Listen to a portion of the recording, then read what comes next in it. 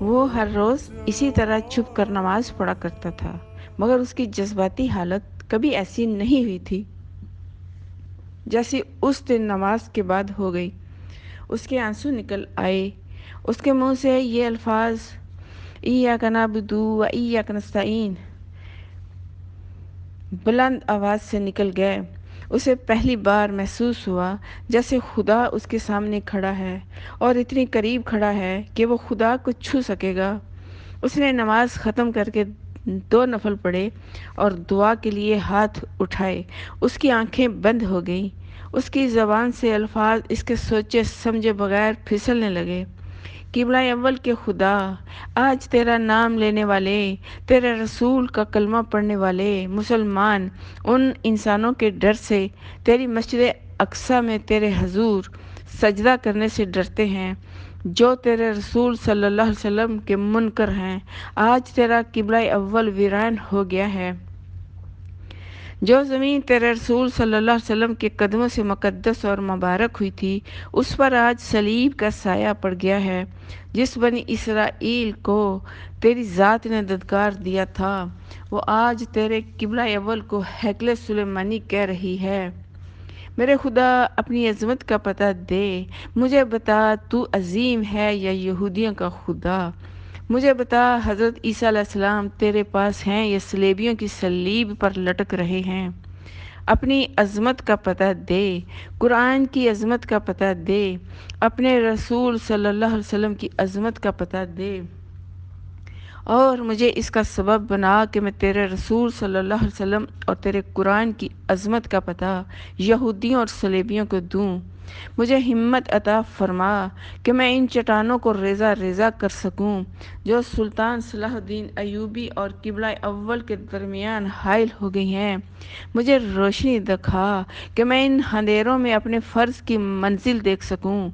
مجھے اتنے سخت امتحان میں ڈال کہ میری جان تیرے نام پر قربان ہو جائے، لیکن وعدہ فرما کہ میری جان ضائع نہیں کی جائے گی۔ تجھے تیرے نام پر قربان ہونے والے شہیدوں کے یتیم بچوں کی قسم، مجھے ہمت اور روشنی عطا فرما کہ میں ان یتیموں کے باپوں کے خون کے ایک ایک قطرے کا انتقام لے سکوں۔ تجھے رسول صلی اللہ علیہ وسلم کی امت کی ان بیٹیوں کی قسم جن کی عصمتیں مسجد اقصیٰ کی آبرو کی خاطر لٹ گئی، مجھے جرأت عطا فرما کہ کفر کے ہر قلعے کو مسمار کر سکوں۔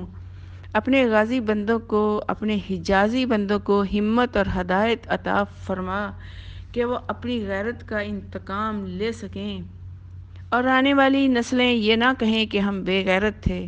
آج بت بھی تیرے نام پر ہنس رہے ہیں اور میرا خون کھول رہا ہے۔ مجھے وہ شجاعت عطا کر کے میں پتھر کے ان بتوں کا مذاق اڑا سکوں۔ میرے خدا، اگر تو یہ نہیں کر سکتا تو میرے خون کو سرد کر دے۔ مجھے ایسا بے غیرت بنا دے کہ مجھے یاد ہی نہ رہے غیرت کس چیز کا نام ہے۔ میری بنیائی واپس لے لے کہ میں اسلام کی بیٹیوں کو بے حیا اور بے آبرو ہوتا ہوا نہ دیکھ سکوں۔ میرے کان بند کر دے کہ میں تیرا نام نہ سن سکوں۔ میں ان مسلمانوں کی فریادیں نہ سن سکوں جو فلسطین میں صلیبیوں اور یہودیوں کے غلام ہو گئے ہیں۔ حسن کی آواز بلند ہو گئی، تو کہاں ہے؟ تو ہے کہ نہیں؟ بول میرے خدا، مجھے زبان دینے والے خدا، خود بھی بول۔ مجھے بتا، سنت پر حق ہے یا صلیب؟ یا مجھے فیصلہ کرنے دے کہ سچا کون ہے، سنت یا صلیب؟ قرآن تیری آواز ہے یا کسی بندے کی؟ بڑی ہی ہولناک گڑگڑاہٹ سنائی دی جیسے چھت ہل رہی ہو۔ اس کے فوراً بعد بجلی اتنی زور سے کڑکی کہ حسن کا کمرہ ہل گیا اور کمرے کی درزوں میں سے حسن کو بجلی کی چمک دکھائی دی۔ اس نے اور زیادہ بلند آواز سے کہا، اس بجلی سے مجھے بھی بسم کر دے یا اپنی مسجد اقصیٰ کو۔ مسافر نہ رہیں، منزل نہ رہے، بجلیاں ان پر بھی گرا جن کے سہاگ تیرے نام پر اجڑ گئے۔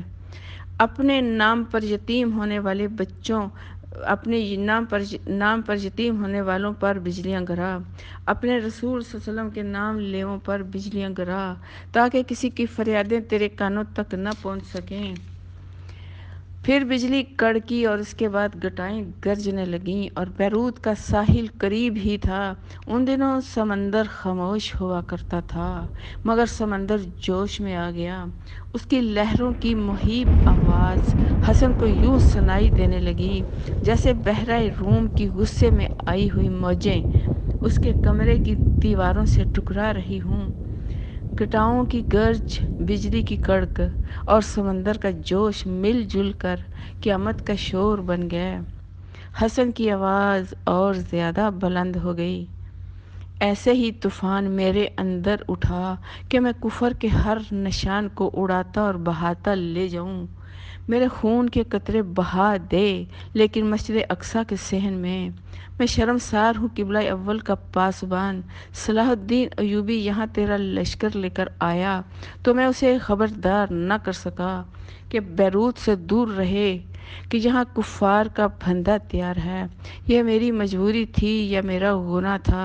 مجھے جرأت اور شجاعت عطا کر کہ میں گناہ کا کفارہ ادا کر سکوں، ورنہ یہ بت میری روح کو بھی تانے دیں گے کہ تیرا تو خدا ہی کوئی نہیں۔